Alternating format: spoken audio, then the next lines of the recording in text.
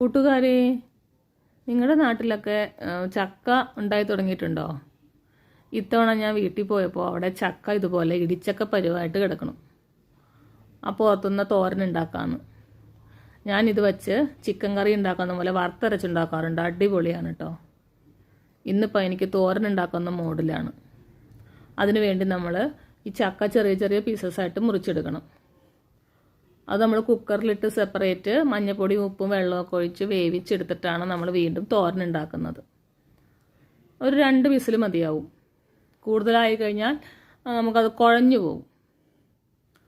അങ്ങനെ ഞാൻ ഈ ചക്ക ഇതുപോലെയൊക്കെ വേവിച്ച് വെള്ളം പോകാനായിട്ടെടുത്ത് മാറ്റി വെച്ചു.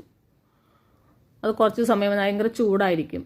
അതിൻ്റെ ചൂട് മുഴുവൻ ആറിയതിന് ശേഷമാണ് നമ്മളിത് ചതച്ചെടുത്തിട്ടാണ് നമ്മൾ തോരൻ ഉണ്ടാക്കുക.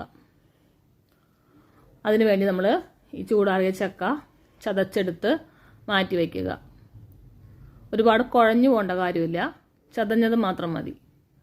അതിലേക്ക് മെയിൻ സാധനമായ തേങ്ങയും വെളുത്തുള്ളിയും ചെറിയുള്ളിയും പച്ചമുളകും കറിവേപ്പിലയും കൂടി നമ്മളൊന്ന് ചതച്ചെടുക്കുക. അരയ്ക്കാൻ പാടില്ല. അതിനുശേഷം ഒരു പാനിൽ കുറച്ച് കടുകും മുളകും പൊട്ടിച്ച് വേണമെങ്കിൽ അരി ഇടാം, ഉഴുന്നിടുന്നവരുണ്ട്. ഇതൊക്കെ അതിൻ്റെ ടേസ്റ്റ് കൂട്ടും.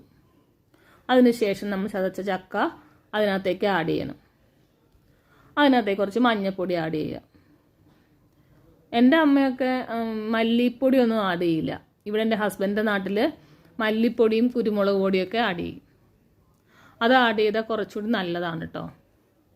വേറൊരു ടേസ്റ്റ് വരും കുരുമുളകിൻ്റെയൊക്കെ. അങ്ങനെ അതൊക്കെ ആഡ് ചെയ്ത് നമ്മൾ തേങ്ങയുടെ ആ കൂട്ടും കൂടി ചേർത്ത് നന്നായി ഇളക്കി യോജിപ്പിച്ച് നമുക്കിത് ഉപയോഗിക്കാവുന്നതാണ്.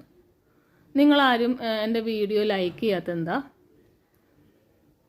കുറേ പേരെൻ്റെ വീഡിയോ ലൈക്ക് ചെയ്യുന്നില്ല. നിങ്ങൾക്ക് ആർക്കെങ്കിലും ഇഷ്ടപ്പെടുന്നുണ്ടെങ്കിൽ എൻ്റെ വീഡിയോ ഒന്ന് ലൈക്ക് ചെയ്യണേ, സബ്സ്ക്രൈബും ചെയ്യണേ. Thank you.